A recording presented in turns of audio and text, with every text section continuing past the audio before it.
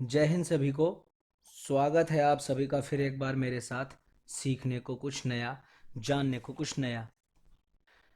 इस बार आपके सामने टॉपिक लाया हूँ drugs and doping in sports, यानी कि खेलों में डोपिंग क्या है, क्यों है, किन किन चीज़ों को प्रतिबंधित किया गया है, ये हम जानेंगे। देखिए, डोपिंग क्या है, क्या समझते हैं आप डोपिंग से? डोपिंग का अर्थ है अपने शरीर में किसी ऐसे बाहरी पदार्थ को डालना जो आपके प्रदर्शन में सुधार करे। खिलाड़ी बहुत सारे ऐसे रसायनों का प्रयोग करते हैं जो उनकी ताकत को, उनकी गति को, उनके सहन शक्ति को काफ़ी बढ़ा देता है। लेकिन ये रसायन जिसका प्रयोग डोपिंग के तौर पर किया जाता है, वो शरीर के प्रदर्शन को बढ़ाने के साथ साथ शरीर में बहुत नुकसान भी करते हैं, जिसके कारण कई बार खिलाड़ी की प्रतियोगिता के दौरान ही मृत्यु हो जाती है या कोई गंभीर दुर्घटना हो जाती है। ऐसा देखा गया है। कई केसेस आपने सुने होंगे ओलंपिक्स में डोपिंग के, कि भाई वो मेडल लेने से पहले मर गया या फिर ट्रैक पर ही मर गया। ऐसा डोपिंग के कारण होता है क्योंकि वो अपनी लिमिट से ज़्यादा डोपिंग करते हैं। डोपिंग क्या है? आप देखो ना, डोपिंग क्या है। कुछ ऐसा बाहर से केमिकल डालो शरीर के अंदर जो आपकी परफॉर्मेंस को कई गुना बढ़ा दे, ताकि आप दूसरों से जीत सको। अब डोपिंग के चक्कर में खिलाड़ी किसी चीज़ की डोज इतनी ज़्यादा कर देता है कि शरीर उसको संभाल ही नहीं पाता और दुर्घटना हो जाती है। हो सकता है कि कंपटीशन के दौरान ही उसका हृदय काम करना बंद कर दे, हार्ट फेल हो जाए, हार्ट की मांसपेशी ब्लॉक हो जाए, जो रक्त वाहिकाएं हैं वो ब्लॉक हो जाए, मसल फट जाए, दिमाग की नस फट जाए। कुछ भी ऐसा पॉसिबल है ओवरडोज करने के कारण। इसीलिए डोपिंग को रोकने के लिए हमारे देश में, हमारे देश की बात करें तो हमारे देश में नाडा यानी कि नेशनल एंटी डोपिंग एजेंसी और पूरे विश्व में वाडा यानी कि वर्ल्ड एंटी डोपिंग एजेंसी का निर्माण हुआ। पूरे विश्व में वाडा यानी कि वर्ल्ड एंटी डोपिंग एजेंसी ये नियंत्रित करती है कि डोपिंग ना किया जाए, मतलब डोपिंग पर प्रतिबंध लगाने का काम करती है। इसका गठन 10 नवंबर 1999 को हुआ, जिसका कार्य पूरे विश्व में खेलों में हो रहे डोपिंग पर प्रतिबंध लगाना है। नाडा जो नेशनल एंटी डोपिंग एजेंसी है, इसका निर्माण सन 2008 में एक मुक्त संस्था के रूप में हुआ। वैसे इसके निर्माण की नींव सन 2005 में ही रखी गई थी, परंतु वाडा से मान्यता सन 2008 में मिली और तब से ही इसे मुक्त संस्था के रूप में जाना जाने लगा, जो हमारे देश में खेलों में हो रहे डोपिंग पर नियंत्रण करती है। डोपिंग का इतिहास बहुत बहुत पुराना है। अगर बात करें तो प्राचीन ओलंपिक्स में, यानी कि 776 बीसी से पहले भी डोपिंग करते थे लोग। ड्राई फिश यानी कि सूखे हुए अंजीर, मशरूम और कई सारे ऐसे औषधीय का प्रयोग करते थे जिससे कि उनका परफॉर्मेंस बेहतर से बेहतर हो सके। और अगर मॉडर्न ओलंपिक की बात करें तो कहीं किसी किताब में लिखा मिलेगा 1900 से, कहीं किसी किताब में 1904 से, किसी में 1920। मतलब अलग अलग जगहों पे अलग अलग आपको मिल जाएगा, क्योंकि बहुत कोई श्योर शॉट नहीं है। जब कब से इसको बिल्कुल सटीक माना जाएगा? तब से जब से डोप टेस्ट की शुरुआत होने लगी, या पहला सबसे पहला जो डोपिंग में खिलाड़ी जिसको दंडित किया गया हो डोपिंग के लिए, तब से ही हम मानेंगे कि हाँ भाई डोपिंग की जा रही है। ऐसे तो सन 1900, मैंने जैसे को बताया 1900 में भी एविडेंसेस हैं कि हाँ भाई डोपिंग की। सन 1904 में भी एविडेंसेस हैं, प्रूफ है कि डोपिंग की। लेकिन इस पे विद्वानों के अलग अलग मत हैं। जब तक सब साबित नहीं होता तब तक कुछ नहीं कहा जाता है। 1954 ओलंपिक में पहली बार एनाबॉलिक स्टेरॉइड का प्रयोग किया गया। वेट लिफ्टर्स, जो रशियन वेट लिफ्टर्स हैं, इन्होंने एनाबॉलिक स्टेरॉइड का सबसे पहला प्रयोग 1954 में किया। वैसे तो एनाबॉलिक स्टेरॉइड 1935 में बना दिया गया था, लेकिन उसका मेडिकल यूज़ किया जाता था। लेकिन खिलाड़ियों ने अपने ऊपर प्रयोग करना शुरू किया सन 1954 में। अ, अगर बात करें सबसे पहले एथलीट की जिसको कि डिस्क्वालीफाई किया गया, तो वो था लिंजन वॉल। लिंजन वॉल सन 1967 में डिस्क्वालीफाई किया गया था ओलंपिक्स के लिए। उसको डिस्क्वालीफाई, भाई अगला ओलंपिक 1968 में होना था ना, तो उसको डिस्क्वालीफाई किया गया था एंटी डोपिंग एजेंसी द्वारा। क्यों? क्योंकि उसने 2 बियर की बोतलें पी थी अपनी जो तंत्रिकाएं हैं उनको शांत रखने के लिए, शूटिंग से पहले, पिस्टल शूटिंग इवेंट से पहले। जैसा कि आप जान जाएंगे, नहीं जानते तो आगे जान जाएंगे कि अल्कोहल भी बैन है।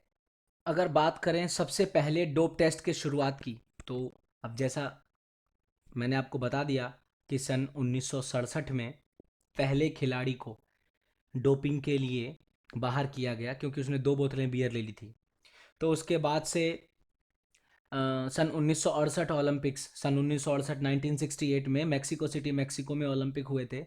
वहीं से डोप टेस्ट की शुरुआत की गई। और सन 2000 सिडनी ओलंपिक्स में डोपिंग के लिए, मतलब एक खिलाड़ी डोपिंग ना करे उसके लिए शपथ भी दिलाई जाने लगी। ये तारीख आपको याद रखनी है। वैसे मुझे तो तारीख जल्दी याद नहीं रहते, पर आपको याद रखना है कि 1968 से डोप टेस्ट की शुरुआत हुई और सन 2000 से डोपिंग से संबंधित ओथ यानी शपथ लिया जाने लगा। अब देखो, जिस भी प्रश्न में संशय रहता है ना, मतभेद रहता है लोगों के बीच में कि हाँ भाई नहीं, ये ऐसे नहीं, ऐसा था, ऐसा नहीं, ऐसा प्रूफ, वो सवाल पूछे जाने की संभावना ना के बराबर होती है।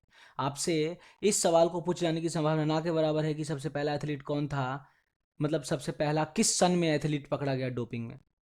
हाँ, ये जो मैंने अभी आपको बताया कि लिंजन वेल, ये जो 1967 में इसको बाहर किया गया था क्योंकि इसने पिस्टल शूटिंग इवेंट से पहले 2 बोतल बियर पी थी अपने तंत्रिकाओं को शांत करने के लिए, इसका पूछा सकता है। बाकी जिसके एविडेंस की कोई भी क्लैरिटी नहीं होती वो नहीं पूछा जाता। वाडा का कार्य आपने जाना कि ये पूरे विश्व में गेम्स में डोपिंग पर प्रतिबंध लगाती है। अब वाडा निम्नलिखित पदार्थों पर प्रतिबंध लगाती है। देखो कौन कौन से पदार्थों पर प्रतिबंध लगाती है। वो सभी पदार्थ जो परफॉर्मेंस में सुधार करते हैं, वो सभी पदार्थ जिनका स्वास्थ्य पर बुरा असर पड़ता है, और वो सभी पदार्थ जो खेल भावना का उल्लंघन करते हैं। पर अगर किसी खिलाड़ी का कोई पुराना मेडिकल इतिहास रहा हो या उसे ऐसी किसी दवाई की आवश्यकता हो जो वाडा के द्वारा प्रतिबंधित हो, तब उस खिलाड़ी को इंटरनेशनल फेडरेशन के पास आवेदन देना होता है ताकि उसे उस पदार्थ को लेने की छूट दी जाए। इसे TUE अर्थात थेराप्यूटिक यूज एग्जेम्पशन, मतलब इलाज के लिए छूट कहते हैं। परंतु इसके लिए भी कुछ शर्तें रखी जाती हैं, तभी उस पदार्थ को लेने की छूट मिलती है। क्या शर्तें हैं वो? शर्त है कि अगर खिलाड़ी उस दवाई को ना ले तो उसकी स्वास्थ्य की हालत बहुत ज़्यादा बिगड़ जाएगी, तब उसे छूट मिल सकती है। पर फिर भी देखना पड़ेगा कि उस दवाई का कोई दूसरा विकल्प मौजूद है कि नहीं। अगर उस दवाई का कोई दूसरा विकल्प मौजूद नहीं है तब सोच सकती है वाडा, या फिर उस दवाई का प्रदर्शन पर कोई खास प्रभाव ना पड़ता हो। ये तीनों बातें, ये तीनों शर्तें ध्यान रखती है वाडा कि भाई इस दवाई को लेने ना लेने से उसकी हालत बहुत ज़्यादा बिगड़ जाएगी, और इस दवाई का कोई दूसरा ऑल्टरनेटिव मौजूद नहीं है, कोई दूसरा विकल्प मौजूद नहीं, और उस दवाई का प्रदर्शन पर कोई खास प्रभाव नहीं पड़ेगा। तभी ही वाडा उसे इलाज के लिए उस दवाई का छूट देती है, उसका प्रयोग करने का छूट देती है। देखिए वाडा, अगर आपको मैं वाडा की ऑफिशियल वेबसाइट पे ले जाके बताऊं तो आप देखेंगे कि वाडा का मोटो ही है play true, world anti doping agency. देखिए इस तरीके का इसका चिन्ह है और इसका मोटो ही है प्ले ट्रू, सच्चाई से खेलो। मैं आपको वाडा की वो प्रोहिबिटेड लिस्ट भी दिखा दूंगा, स्टेप बाय स्टेप करके देख लेंगे। पर पहले इसको आसान तरीके में समझते हैं ताकि हमें वो याद रहे। हमें एग्जाम पॉइंट ऑफ व्यू से याद रखना है, एक दूसरी चीज़ों को जोड़ना। अब देखो, अब जब जब आप यहाँ पर पढ़ रहे होंगे ड्रग्स के बारे में तो आपको क्या क्या पढ़ना है, उसके मेडिकल यूज़ भी आपको थोड़े बहुत देखने होंगे। तो अब आप मेडिकल यूज़ की बात करोगे तो उसके लिए आपको वही बात है, सारा का सारा हार्मोन्स है, बॉडी सिस्टम पे प्रभाव क्या पड़ता है, तो उसके लिए आपको पहले पूरे अच्छे तरीके से एनाटमी एंड फिजियोलॉजी पता होनी चाहिए। नहीं देखी तो जा करके वीडियो देख लीजिए मेरी प्लेलिस्ट में। देखो, वाडा द्वारा समय समय पर प्रतिबंधित पदार्थों की सूची जारी की जाती है। वर्तमान में मौजूद प्रतिबंधित पदार्थों का वर्गीकरण निम्नलिखित दिया हुआ है। देखिए, 5 क्लासेस ऑफ सब्सटेंस बैन है। 5 प्रकार के पदार्थ बैन है। कौन कौन से? वो मतलब ये इन एंड आउट, कंपटीशन के अंदर, कंपटीशन के बाहर, आप कंपटीशन के बाहर भी हो तब भी, कंपटीशन के अंदर भी हो तब भी बैन है। अगर आप उस पदार्थ का सेवन करते हैं और किसी भी हालत में 4 साल 6 महीने बाद भी अगर आप कंपटीशन खेलने आते हैं और उस पदार्थ का जरा सा भी तत्व आपके शरीर में पाया जाता है तो आप प्रतिबंधित हैं, आप दंड के भागी हैं। ठीक है ना? क्या क्या है? एनाबॉलिक स्टेरॉइड्स, कुछ हार्मोन्स। कौन कौन से hormone? Human growth hormone, insulin like growth factor, human chorionic gonadotropic hormone और एड्रीनोकॉर्टिकोट्रोफिक हार्मोन। अब इन हार्मोन्स के बारे में बहुत बेहतर तरीके से आपको पता होता अगर आपने एनाटॉमी एंड फिजियोलॉजी में एंडोक्राइन सिस्टम सही से पढ़ा होता। नहीं पढ़ा तो जाके पढ़िए। Beta blockers, hormone antagonist and modulators और डायूरेटिक्स। ये 5 क्लासेस हैं, 5 वर्गीकरण हैं ये पदार्थों का जो बैन है। और क्या? 3 मेथड्स ऑफ डोपिंग, डोपिंग करने के 3 तरीके बैन हैं। कौन कौन से? एनहेंसमेंट ऑफ ऑक्सीजन ट्रांसफर, मतलब शरीर में ऑक्सीजन को लाने ले जाने वाली क्षमता को बढ़ाने वाली चीज़ों का प्रयोग करना, कुछ ऐसा डालना जिससे ऑक्सीजन की क्षमता बढ़ जाए आपके शरीर में। दूसरा, केमिकल एंड फिजिकल मैनिपुलेशन, यानी कि रासायनिक तौर पर या फिर भौतिक तौर पर कुछ मैनिपुलेशन का मतलब बेवकूफ़ बनाने की कोशिश करना ना, अपने सैंपल को उलट पुलट कुछ ऐसा करना कि टेस्ट में पकड़े ना जाओ। अभी हम बारी बारी से सबका डिटेल समझेंगे। टेम्परिंग विद सैंपल, देखो क्या है केमिकल एंड फिजिकल मैनिपुलेशन में क्या क्या होता है। टेम्परिंग विद सैंपल मतलब सैंपल के साथ छेड़छाड़, जो आपका यूरिन टेस्ट का सैंपल होगा या ब्लड टेस्ट का सैंपल होगा। और इंट्रावेनस इन्फ्यूजन मतलब अपने नसों में सीधा कुछ पहुंचा देना। और तीसरा तरीका है जीन डोपिंग। ये अभी बहुत ज़्यादा विकसित नहीं हुआ पर इसका भी प्रयोग करने लगे हैं लोग डोपिंग के लिए। और क्या प्रतिबंधित है? सब्सटेंस बैन ड्यूरिंग कंपटीशन, ऐसे पदार्थ जो कंपटीशन के समय प्रतिबंधित हैं। अगर आप कंपटीशन से बाहर हैं, मान के चलो कोई ओलंपियन है, 4 साल बाद ओलंपिक में फिर से परफॉर्मेंस देना चाहता है या करेगा, 4 साल बाद ओलंपिक में कॉम्पीट करेगा, तो अब बाकी के 4 साल में से साल 2 साल का जो समय है उस समय में इन पदार्थों का वो प्रयोग कर सकता है, क्योंकि इन पदार्थों का असर शरीर में बहुत लंबे समय तक नहीं रहता, कुछ समय तक ही रहता है, हफ्ते या फिर महीने। तो इसीलिए ये सब्सटेंस कंपटीशन के दौरान बैन है। क्या क्या है जानिए इनके बारे में। स्टिमुलेंट्स यानी कि उत्तेजक, कौन कौन से हैं? जैसे amphetamine, ephedra, cocaine, caffeine, nicotine और अल्कोहल, ये सभी प्रतिबंधित हैं। और क्या है? नारकोटिक्स और कैनाबिनॉइड्स और ग्लूकोकॉर्टिकोस्टेरॉइड्स और सोडियम बाइकार्बोनेट। और भी बहुत सारे होंगे पर ये बहुत महत्वपूर्ण है, इनको आपको पढ़ लेना है। बाकी मैं आपको लिस्ट दिखा दूंगा याद करने के लिए, तो जितना आप करना चाहें, ज्ञान तो कम ही होता है। ठीक है, चलिए इनके बारे में बारी बारी से पढ़ते हैं।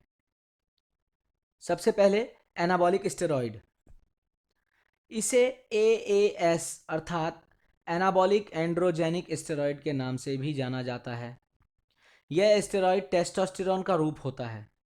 ये 2 प्रकार के होते हैं, एक्सोजीनस और एंडोजीनस।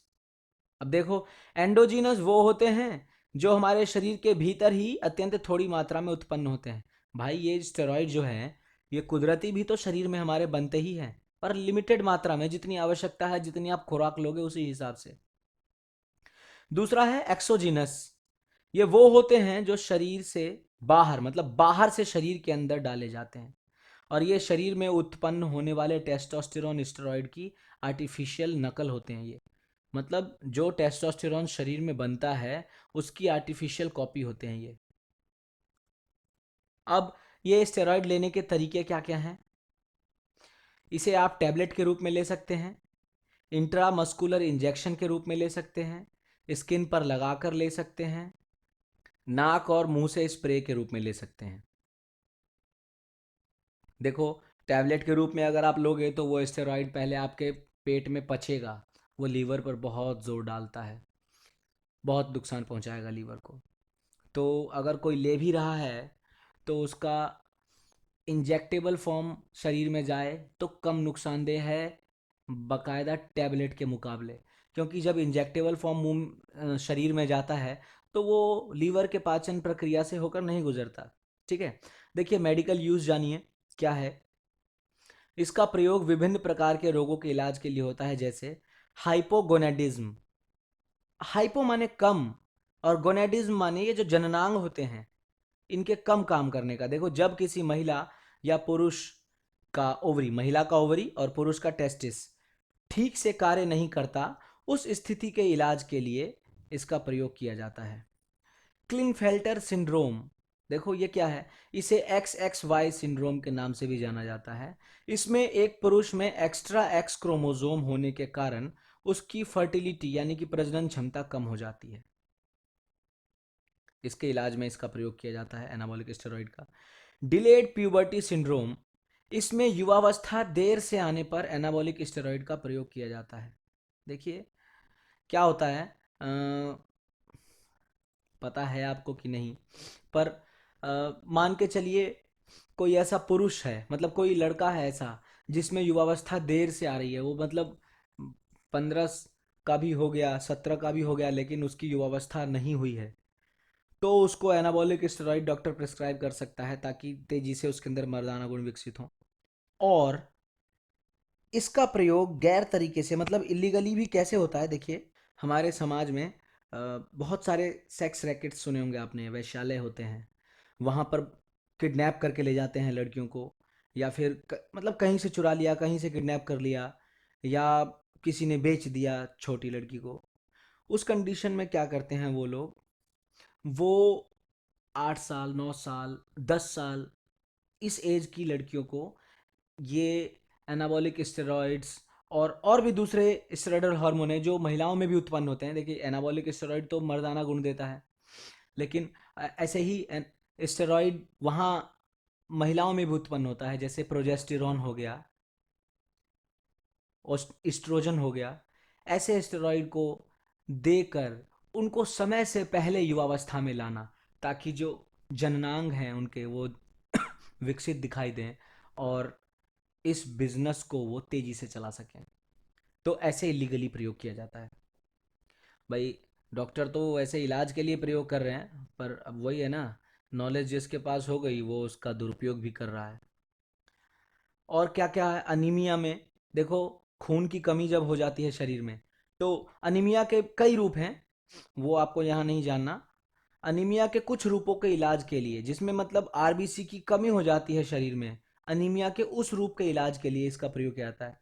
क्योंकि एनाबॉलिक स्टेरॉइड बोन मैरो को टारगेट करता है और शरीर में आरबीसी का निर्माण तेज करता है। एचआईवी और टीवी जैसे रोगों में, जिसमें मस्कुलर डिस्ट्रॉफी होती है, यानी कि मांसपेशी बहुत तेजी से घटने लगती है शरीर में, वहाँ एनाबॉलिक स्टेरॉइड का प्रयोग किया जाता है ताकि मांसपेशी इतनी तेजी से ना घटे। ऑस्टियोप्रोसिस के इलाज में, क्योंकि एनाबॉलिक स्टेरॉइड हड्डियों के घनत्व को बढ़ाकर उन्हें मजबूत बनाता है। और बहुत सारे मेडिकल यूज़ हैं, इतना ठीक है। देखिए एनाबॉलिक स्टेरॉइड का प्रयोग मुख्यतः weight lifter, power lifter, sprinter जो 100 मीटर, 200 मीटर, 400 मीटर के रनर्स होते हैं, ऐसे खिलाड़ी, फुटबॉलर्स, ऐसे खिलाड़ियों द्वारा किया जाता है। एनाबॉलिक स्टेरॉइड के प्रभाव, एनाबॉलिक स्टेरॉइड का क्या प्रभाव पड़ता है, देखिए ये शरीर में मसल मास को बढ़ाने में मदद करता है, मतलब मांसपेशियों को बढ़ाने में मदद करता है, मांसपेशियों की ताकत बढ़ाने में मदद करता है, शरीर में आरबीसी का उत्पादन तेज कर देता है, हड्डियों के घनत्व को बढ़ाता है और मांसपेशियों की रिकवरी दर को तेज कर देता है। कैटाबॉलिक प्रक्रिया को धीरे कर देता है, मतलब कैटाबॉलिक मतलब मांसपेशियों की टूटने की प्रक्रिया को धीरे कर देता है। भाई जो लोग बॉडी बिल्डिंग कंपटीशन में हैं, वेट लिफ्टर, पावर लिफ्टर हैं, या फुटबॉलर भी है, कोई 4-4 घंटे ग्राउंड पे ट्रेनिंग कर रहा है, तो ट्रेनिंग के दौरान मसल टूटती है ना, बहुत ज़्यादा मसल टूटती हैं। तो जब एनाबॉलिक स्टेरॉइड शरीर में जाता है तो वो प्रोटीन सिंथेसिस को तेज करता है, शरीर में प्रोटीन के निर्माण को तेज करता है, नाइट्रोजन बैलेंस बनाता है शरीर में, मतलब नाइट्रोजन रिटेंशन यानी कि शरीर में नाइट्रोजन को रोकता है। इसके कारण मांसपेशियां जो टूटती हैं वो कम टूटती हैं, धीरे टूटती हैं। अब एक खुद सोचो कि एक तो टूटेंगी कम और ऊपर से निर्माण भी तेजी से होगा, तो जाहिर सी बात है ना कि प्रदर्शन बेहतर से बेहतर होता चला जाएगा। एनाबॉलिक स्टेरॉइड्स के साइड इफेक्ट देखो, इसके ज़्यादातर दुष्प्रभाव समय के साथ ठीक हो सकते हैं, लेकिन कुछ प्राण घातक भी हो सकते हैं। मान लीजिए बहुत ओवरडोज ले लिया है, हार्ट अटैक आ गया तो वो तो प्राण घातक ही है। बाकी देखते हैं इसके द्वारा होने वाले दुष्प्रभावों के उदाहरण। इसके कारण स्पर्म का उत्पादन कम हो जाता है, सेक्स की इच्छा कम हो जाती है, चेहरे पर मोटे दाने अर्थात एक्नी हो जाते हैं, लीवर से संबंधित समस्याएं हो जाती हैं, गुस्सा आना, आक्रामकता बढ़ जाना, चिड़चिड़ापन, मूड का समय समय पर बदलना, गंजापन यानी बाल उड़ना, उच्च रक्तचाप हाई ब्लड प्रेशर जिसको कहते हैं, कोलेस्ट्रॉल बढ़ जाना, आवाज़ का मोटा हो जाना आदि, ये सभी साइड इफ़ेक्ट्स हैं। और ये सभी साइड इफ़ेक्ट्स अगर स्टेरॉइड छोड़ दें तो ये रिवर्स हो जाता है, मतलब वापस ठीक हो जाता है। लेकिन अगर ओवरडोज होने की वजह से कार्डियक फेलर हो गया, आपका हार्ट फेल हो गया, तो क्या प्राणघातक हो गया, या फिर कहीं कोई ब्रेन की नस डैमेज हो गई, फट गई कहीं, प्राणघातक हो जाएगा। देखिए और क्या क्या होता है साइड इफ़ेक्ट में। गाइनोकेमेस्टिया अर्थात पुरुषों में महिलाओं जैसी छाती का निर्माण हो जाना, महिलाओं में मासिक धर्म में अनियमितता हो जाना, हिर्सुइटिज्म अर्थात अधिक बालों का उगना, जैसे महिलाओं के चेहरों पर पुरुषों की तरह बाल उगने लगते हैं आदि। अब देखिए हॉर्मोन्स पे आ जाइए। HGH पहला हार्मोन यानी कि ह्यूमन ग्रोथ हार्मोन या सोमेटोट्रोपिक हार्मोन। देखिए ये हार्मोन पिट्यूटरी ग्रंथि द्वारा उत्पन्न होता है। ये एनाबॉलिक होता है, अर्थात ये प्रोटीन के निर्माण और मेटाबॉलिज्म में यानी कि चयापचय में मदद करता है। मेडिकल यूज़ क्या है इसका? इसका प्रयोग ड्वार्फिज्म अर्थात बौनेपन के इलाज के लिए किया जाता है। कोई अगर बहुत छोटा रह गया है तो ह्यूमन ग्रोथ हार्मोन से उसका इलाज होता है। जैसे एक बहुत ही बेहतरीन उदाहरण देता हूँ मैं आपको, मेसी का।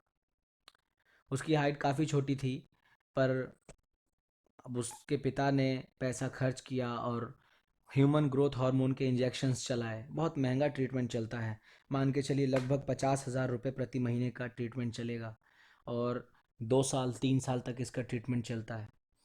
तब जा कर के आपकी 8 8 इंच 10 इंच 1 फुट हाइट बढ़ सकती है।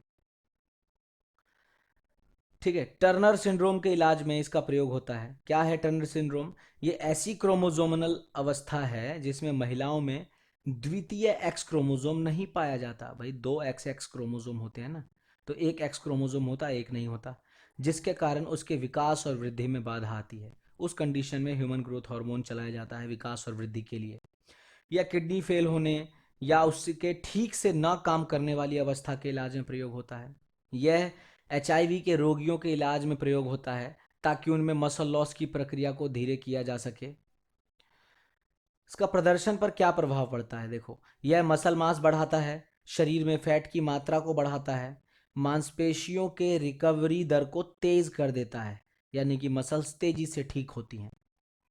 इसका प्रयोग वही weight lifter, power lifter, footballer, rugby के खिलाड़ी, स्प्रिंटर आदि करते हैं। HGH के दुष्प्रभाव क्या हैं? जिगेंटिज्म यानी कि बहुत ज़्यादा लंबाई बढ़ जाना, बहुत ज़्यादा मतलब राक्षसी प्रवृत्ति से लंबाई बढ़ जाना। हाइपोथायरॉयडिज्म अर्थात थायराइड का कम काम करना। कार्डियोमायोपैथी अर्थात कार्डियक फेलर हो जाना। हाइपर कोलेस्ट्रोलेमिया अर्थात कोलेस्ट्रॉल का स्तर बढ़ जाना। इश्चेमिक हार्ट डिजीज अर्थात हृदय में रक्त की कमी हो जाना, जो कि अक्सर कोरोनरी आर्टरी से संबंधित रोग के कारण होती है, और अगर आप HGH ज़्यादा लेते हैं तब भी ये हो सकता है। मायोपैथी ये एक न्यूरोमस्कुलर रोग है, अर्थात पेशीय तंत्रिका रोग है जिसके कारण मांसपेशियों की कार्यकारी क्षमता प्रभावित हो जाती है। उस इलाज में इसका प्रयोग किया जाता है। तो ये सब साइड इफ़ेक्ट्स हैं। अर्थराइटिस यानी कि जोड़ों में दर्द, डायबिटीज़, इम्पोटेंसी यानी कि नपुंसकता, ऑस्टियोप्रोसिस यानी कि हड्डियों का कमज़ोर हो जाना, मेंस्ट्रुअल इरेगुलरिटीज़ यानी कि मासिक धर्म में अनियमितता आदि इसके साइड इफ़ेक्ट्स हैं जो कि देखने को मिलते हैं मनुष्यों में। IGF-1 यानी कि इंसुलिन लाइक ग्रोथ फैक्टर क्या है? यह बच्चों के वृद्धि और विकास में बहुत महत्वपूर्ण भूमिका निभाता है, लेकिन वयस्कों में यह एनाबॉलिक प्रभाव देता है। मेडिकल यूज क्या है इसका? इसका प्रयोग विभिन्न रोगों के इलाज में किया जाता है, जैसे बौनेपन का इलाज, टाइप 2 डायबिटीज का इलाज, किडनी से संबंधित रोग का इलाज, ऑस्टियोप्रोसिस का इलाज, बायोटॉनिक मस्कुलर डिस्ट्रॉफी का इलाज। देखो अब ये शब्द समझ लो, क्योंकि 3-4 बार रिपीट हो गया। मस्कुलर डिस्ट्रॉफी क्या होता है पता हो जाना चाहिए आपको। एथेरोस्क्लेरोसिस, ये शब्द सुन लो, अर्थात आर्टरी में सूजन आ जाना, इनके इलाज में प्रयोग होता है। प्रदर्शन पर प्रभाव, यह मांसपेशियों का आकार बढ़ा देता है, उसकी शक्ति बढ़ा देता है, कोशिकाओं के मरने के दर को कम कर देता है, जिसके कारण रिकवरी दर तेज हो जाता है, रिकवरी तेजी से होती है, अर्थात कम से कम समय में एक खिलाड़ी रिकवर हो जाता है। देखो, नोट करने वाली बात है कि यह स्वयं एक ग्रोथ फैक्टर नहीं है, परंतु यह ग्रोथ के लिए उत्तरदायी है, इसीलिए इसका प्रयोग किया जाता है। अगला हार्मोन ACTH, एड्रीनोकॉर्टिकोट्रॉफिक हार्मोन। क्या है ये? यह एक पॉलीपेप्टाइड हार्मोन है जो पिट्यूटरी ग्रंथि द्वारा उत्पन्न होता है। इसका मेडिकल यूज क्या है? इसका प्रयोग विभिन्न प्रकार के रोगों के इलाज के लिए होता है, जैसे कशिंग सिंड्रोम। क्या है? यह एक एंडोक्राइन डिसऑर्डर होता है जिसके कारण शरीर में कॉर्टिसोल की मात्रा बहुत अधिक बढ़ जाती है। एडिसन डिजीज, जिसमें एडिनल ग्रंथि बहुत थोड़ी मात्रा में ग्लूकोकॉर्टिकोस्टेरॉइड का निर्माण करती है, इसके इलाज में इसका प्रयोग करते हैं। नेल्सन सिंड्रोम, यह तब होता है जब कसिंग सिंड्रोम के इलाज के लिए दोनों एडिनल ग्रंथियों को निकलवा दिया जाता है। उस स्थिति में जो परेशानियां होती हैं उसके इलाज में फिर ACTH का प्रयोग करते हैं। एड्रिनल ग्रंथि के न कार्य करने पर या एड्रिनल हाइपरप्लेसिया में, इसमें मांसपेशियां ऐठन आदि होती है, इसमें प्रयोग किया जाता है ACTH का। तो ये मेडिकल यूज पढ़ा आपने। प्रदर्शन पर क्या प्रभाव पड़ता है? देखो, ACTH का प्रदर्शन पर लगभग कोई प्रभाव नहीं पड़ता। जानिए कैसे। कितने बेवकूफ़ होते हैं खिलाड़ी, ज़बरदस्ती से लेते हैं इस उम्मीद में कि नहीं कुछ तो प्रभाव पड़ जाएगा। देखिए, ACTH के प्रयोग से शरीर में एडिनल ग्रंथि द्वारा एंड्रोजन्स की मात्रा बढ़ा दी जाती है। एंड्रोजन, अब आपको एंड्रोजन नहीं पता होगा तो देखो, ड्रग्स एंड डोपिंग पढ़ाते समय इतना डिटेल नहीं दे सकता मैं बाकियों का। आप जाइए एंडोक्राइन सिस्टम पढ़िए, फिजिकल 26 में खोलिए प्लेलिस्ट, एंडोक्राइन सिस्टम पढ़िए। देखो, यह एंड्रोजन टेस्टोस्टेरोन में परिवर्तित हो जाता है, जिसके कारण शरीर में कॉर्टिसोल का स्तर बढ़ जाता है, जो कि ग्लूकोनियोजेनेसिस अर्थात ग्लूकोज के उत्पादन की प्रक्रिया को तेज कर देता है। समझ रहे हो? अब इसके कारण शरीर में रक्त के अंदर ग्लूकोज की मात्रा बढ़ जाती है। लेकिन ये जो ग्लूकोज की मात्रा बढ़ी है, इस स्तर को प्राप्त करने के लिए ग्लूकोज आया कहां से? मांसपेशियों से लीवर तक भेजे गए अमीनो एसिड को तोड़ा जाता है ताकि ग्लूकोज प्राप्त हो सके। अब अमीनो एसिड क्या है? प्रोटीन। आप प्रोटीन को तोड़कर ग्लूकोज प्राप्त करोगे। एक तरफ तो आप ले रहे हो स्टेरॉइड, मतलब हार्मोन ले रहे हो ताकि वो शरीर में स्टेरॉइडल इफेक्ट दिखाए, शरीर के वृद्धि में मदद करे, और उसका प्रयोग, उसका असर क्या हो रहा है? उसका असर हो रहा है कि वो अमीनो एसिड को तोड़कर ग्लूकोज बना दे रहा है शरीर में। तो एक तरफ तो आप अमीनो एसिड बना रहे हो और एक तरफ वो टूट रहा है, क्या फ़ायदा? समझे? ऐसा करने से कोशिकाओं में ग्लूकोज की खपत कम हो जाती है, और जो भी सकारात्मक एंड्रोजेनिक प्रभाव उत्पन्न हुआ था वो अमीनो एसिड के कैटाबॉलिक प्रभाव के कारण खत्म हो जाता है। भाई, अमीनो एसिड टूट गया तो क्या फ़ायदा हुआ? जो जो आपने बनाया वो खत्म। इसीलिए ACTH का कोई खास प्रभाव नहीं पड़ता। साइड इफेक्ट क्या होते हैं इसके? इसके कारण पेट में दर्द, उल्टी, अपच, चेहरे पर दाने, सूजन, होठ में सूजन, अकारण थकान, कमजोरी, असामान्य हृदय दर और मासिक धर्म की समस्या, भ्रम, डर आदि महसूस हो सकता है। देखो, असामान्य हृदय दर को बोलते हैं अरिदमिया। अरिदमिया यानी कि हृदय का रिदम खराब हो जाना। अगला, ह्यूमन कोरियोनिक गोनाडोट्रोपिन हार्मोन। यह एक ग्लाइकोप्रोटीन हार्मोन है जो गर्भावस्था के दौरान भ्रूण से थोड़ी मात्रा में उत्पन्न होता है और फिर प्लेसेंटा से बड़ी मात्रा में उत्पन्न होता है। शुरुआती प्रेगनेंसी टेस्ट इसी हार्मोन पर आधारित होता है। जो आपने देखा होगा, प्रेगा न्यूज़ आता है या फिर जो भी स्ट्रिप्स आती हैं जो प्रेगनेंसी टेस्ट करती हैं, उसमें यूरिन डालने पर कलर चेंज हो जाता है। वो क्या होता है, उस समय यूरिन में HCG यानी कि ह्यूमन कोरियोनिक गोनाडोट्रोपिन हार्मोन की मात्रा होती है, जो कि उस स्ट्रिप पर पड़ते ही कलर चेंज कर देती है और पता चल जाता है कि प्रेगनेंसी है कि नहीं। HCG का कार्य प्रेगनेंसी को ठीक ढंग से चालू रखना और कॉर्पस लूटियम को, ये कॉर्पस लूटियम क्या है, ये एक अंतःस्रावी ग्रंथि होती है जो गर्भावस्था के लिए बहुत महत्वपूर्ण होती है, उसे ठीक रखना होता है। कॉर्पस लूटियम का कार्य प्रोजेस्टेरॉन हार्मोन उत्पन्न करना होता है, जो कि गर्भाशय की अंदरूनी परत को विकसित करती है ताकि भ्रूण जीवित रह सके। HCG के गर्भाशय में महत्वपूर्ण भूमिका होने के कारण पुरुषों में यह पूर्ण रूप से प्रतिबंधित है। मेडिकल यूज क्या है, यह पुरुषों में युवावस्था को तेजी से लाने में मदद करता है। समझे, पुरुषों में प्रतिबंधित है ये, पर पुरुष इसका यूज कर लेते हैं। यह हाइपोगोनेडिज्म के इलाज में भी प्रयोग किया जाता है। प्रदर्शन पर प्रभाव, क्या प्रभाव पड़ता है, इसका प्रयोग मुख्य तौर पर पुरुषों द्वारा किया जाता है क्योंकि यह शरीर में टेस्टोस्टेरोन और एपिटेस्टोस्टेरोन दोनों का उत्पादन करता है, जिसके कारण यह शरीर में टेस्टोस्टेरोन और एपिटेस्टोस्टेरोन दोनों के अनुपात को सामान्य रखने में मदद करता है, जिसके कारण डोप टेस्ट में पकड़े जाने में दिक्कत होती है। क्योंकि देखो, जब आप डोपिंग करोगे तो टेस्टोस्टेरोन का इंजेक्शन लोगे, इससे क्या होगा, टेस्टोस्टेरोन शरीर में बहुत ज़्यादा बढ़ जाएगा, पर एपी टेस्टोस्टेरोन बढ़ेगा ही नहीं। जब डोप टेस्ट किया जाएगा यूरिन सैंपल में तो टेस्टोस्टेरोन का अनुपात कुछ और होगा, बहुत ज़्यादा, और एपी टेस्टोस्टेरोन का बहुत कम होगा, साफ साफ पकड़े जाने की संभावना बनेगी। इसीलिए एक खिलाड़ी इसका प्रयोग करता है ताकि उसके शरीर में एपी टेस्टोस्टेरोन भी बढ़े और अनुपात सामान्य जैसा हो जाए, मतलब लगे कि भाई हाँ भाई ये तो दोनों अनुपात में ही हैं, हो सकता है इसके शरीर में ज़्यादा बनता हो, ये ज़्यादा अच्छी खुराक लेता हो, इसीलिए उसके पकड़े जाने की संभावना थोड़ी कम हो जाए, ऐसा सोच के खिलाड़ी इसका प्रयोग करते हैं, पर पकड़े तो जाते ही हैं। महिलाओं में इसका प्रदर्शन पर कोई प्रभाव नहीं पड़ता है। साइड इफेक्ट्स क्या होते हैं इसके, गाइनोकेमेस्टिया यानी कि पुरुषों में महिलाओं जैसी छाती का विकसित हो जाना, क्योंकि एस्ट्रोजन की मात्रा बढ़ जाती है। HCG और एनाबॉलिक स्टेरॉयड के मिश्रित प्रयोग से सिर दर्द, तनाव, एडीमा, एडीमा क्या होता है देखो, शरीर के अंगों और कोशिकाओं में तरल द्रव्य का भर जाना और उसके कारण सूजन हो जाना। कहते हैं ना भाई, उसके पेट में पानी भर गया है या उसकी कमर में पानी भर गया है, कहीं भी किसी भी अंग में, किसी कोशिका में, किसी हिस्से में पानी भर जाना और सूजन हो जाना, दैट इज एडीमा। ओ से लिखते हैं इंग्लिश में, OEDEMA, एडीमा।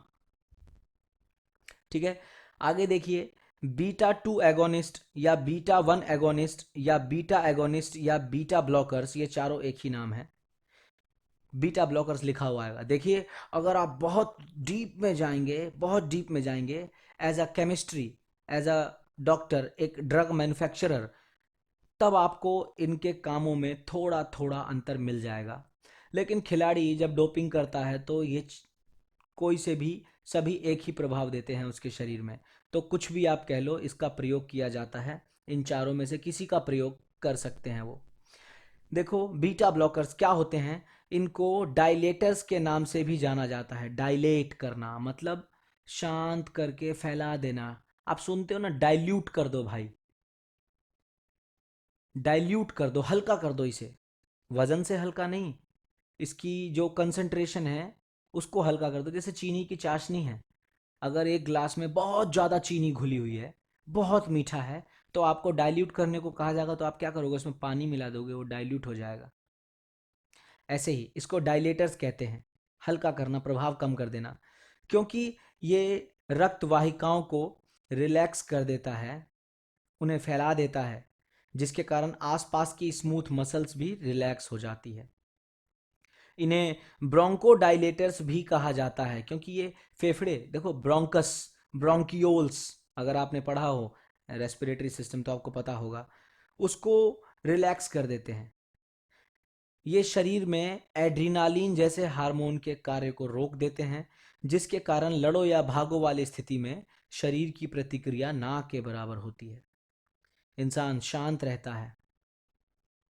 देखो मेडिकल यूज क्या है इसका, इसका सूंघने वाला रूप अस्थमा और व्यायाम के कारण होने वाले EIB यानी कि एक्सरसाइज इंड्यूस्ड ब्रोंकोस्पेज्म, मतलब व्यायाम के कारण जो फेफड़ों में जो ऐंठन हो रही है, जो तकलीफ हो रही है, या अस्थमा के कारण जो तकलीफ है, उसको कम करने के लिए किया जाता है, उसमें आराम देने के लिए किया जाता है। इसका इंजेक्टेड रूप समय से पूर्व प्रसव को रोकने के लिए किया जाता है। कहते हैं ना प्री मैच्योर डिलीवरी, समय से पहले डिलीवरी हो गई उसकी, अगर आप डॉक्टर के पास मौजूद हो जाते हैं या पहले से ही आप एडमिट हैं और अगर डॉक्टर को लग रहा है कि नहीं 7 महीने हुए हैं, डिलीवरी होने की संभावना बन रही है, या कुछ ऐसी दिक्कत फंस जा रही है, चोट लग गई, कोई ऐसी बात है, उस अवस्था में, गर्भावस्था की उस अवस्था में इसका प्रयोग करते हैं। ये क्या करता है, गर्भावस्था की मांसपेशियों को शांत कर देता है, संकुचन को रोक देता है, बिल्कुल शांत कर देगा। अब जब मांसपेशियों में संकुचन होगा नहीं तो डिलीवरी होगी नहीं, समझे। इसके कारण प्रसव जो होता है ना, समय पूर्व प्रसव नहीं होता। इसका प्रयोग एंजीना और हाई ब्लड प्रेशर, एंजीना क्या होता है, एंजीना में हृदय में जो रक्त वाहिकाएं हैं जो रक्त ले जाती हैं उसमें कमी आ जाती है ब्लॉकेज के कारण, अभी आगे भी आएगा पढ़ेंगे। हार्ट अटैक, टैचिकार्डिया आदि लक्षणों को कम करने के लिए इसका प्रयोग किया जाता है। टैचिकार्डिया क्या है, जब हार्ट बीट हाई होती है, उसको डाउन करने के लिए, कम करने के लिए बीटा ब्लॉकर्स का प्रयोग किया जाता है। इसका प्रयोग कौन से खिलाड़ी करते हैं, शूटर और तीरंदाज, ये इसका विशेष का प्रयोग करते हैं। साइड इफेक्ट्स क्या है, देखो इसका प्रयोग किया जाता है मांसपेशियों को शांत रखने के लिए, लेकिन अगर अधिक मतलब ज़रूरत से ज़्यादा डोज का प्रयोग करेंगे तो वही मांसपेशियां कांपने लगेंगी, मांसपेशियां कंपन, और टैचिकार्डिया यानी कि रेस्टिंग हार्ट रेट बढ़ जाएगा। मतलब जिसको ठीक करने के लिए इसका प्रयोग किया जा रहा है वही हो जाएगा अगर आप ज़रूरत से ज़्यादा इसकी डोज लेंगे तो। इसीलिए कहा जाता है कि कम रखना चाहिए। आप खुद सोचो ना, जो रेगुलर अल्कोहल लेने वाला है, रोज का दारू पीने वाला है, उसका क्या है, अगर वो लिमिटेड मात्रा में दारू ले, थोड़ी सी दारू ले, तो वो बिल्कुल ठीक चलता है, उसको बिल्कुल एहसास ना होगा, ना ज़्यादा सर्दी ना ज़्यादा गर्मी, और मस्त चलेगा, उसका दिमाग भी सही काम कर रहा होगा। ना मिले तो उसकी हालत ख़राब हो जाती है क्योंकि वो इसका आदी हो चुका होता है। लेकिन वही अगर अल्कोहल ज़रूरत से बहुत ज़्यादा शरीर में चला जाए तो क्या होगा, भाई जो थोड़ी मात्रा में उसको संतुलित रख रहा है, ज़रूरत से ज़्यादा चला गया उसके शरीर में तो क्या होगा, संतुलन खराब हो जाएगा, नाली में पड़ा रहेगा, उसे पता ही नहीं होगा कि वो नाली में गिर रहा है कि उठ रहा है, वो गाड़ी के आगे लेट रहा है कि टक्कर मार रहा है। संतुलन खराब, मांसपेशियां कंपन, दिमागी हालत खराब। तो वही बात है, ओवरडोज करने पर वही चीज़ें हो जाएंगी जिसके इलाज के लिए इसका प्रयोग किया जा रहा है। अगला है हार्मोन एंटागोनिस्ट एंड मॉड्यूलेटर। देखो इन्हें एंटी एस्ट्रोजेनिक भी कहा जाता है। देखो हार्मोन एंटागोनिस्ट मतलब हार्मोन के विपरीत कार्य करने वाला, समझ रहे हो ना, ये शरीर में एस्ट्रोजन की मात्रा को कम कर देता है। देखो मेडिकल यूज क्या है इसका, इसका प्रयोग कई रोगों के इलाज में होता है, जैसे ब्रेस्ट कैंसर के इलाज में, ऑस्टियोप्रोसिस यानी हड्डियां कमजोर हो जाती हैं उसके इलाज में, और कॉन्ट्रासेप्शन यानी कि प्रेगनेंसी ना हो, समझे, गर्भावस्था को रोकने के लिए इसका प्रयोग किया जाता है, और बहुत सारे प्रयोग हैं। परफॉर्मेंस पर क्या प्रभाव पड़ता है इसका, पुरुषों द्वारा टेमोक्सिफेन और क्लोमिफीन, ये दो दवाइयां हैं, इनका प्रयोग एनाबॉलिक स्टेरॉयड के साथ किया जाता है ताकि गाइनोकेमेस्टिया से बचा जा सके। देखो जो बॉडी बिल्डर बहुत हाई डोज स्टेरॉयड का ले रहे हैं, टेस्टोस्टेरोन का या फिर स्टेनोजोलोल का, जिसको कहते हैं ना टेस्टा स्टेना डेका, मतलब जो हाई मात्रा में ले रहे हैं, वो इसका भी ले प्रयोग करते हैं ताकि उनमें जो छाती है, उन मतलब उनकी जो चेस्ट है वो फीमेल जैसी विकसित ना हो जाए, समझे। महिलाओं द्वारा क्लोमिफिन और टमोक्सिफेन का क्यों प्रयोग किया जाता है, वो इसका प्रयोग करते हैं ताकि शरीर में इस्ट्रोजन को रोका जा सके, और जो टेस्टोस्टेरोन उन्होंने लिया है वो गिना बिना किसी विरोध के कार्य कर सके और महिलाओं में मर्दाना ताकत को विकसित कर सके, उनकी ताकत को बढ़ा सके। इसके साइड इफेक्ट्स क्या हैं, इसके प्रयोग से रक्त वाहिकाओं में खून जम जाता है,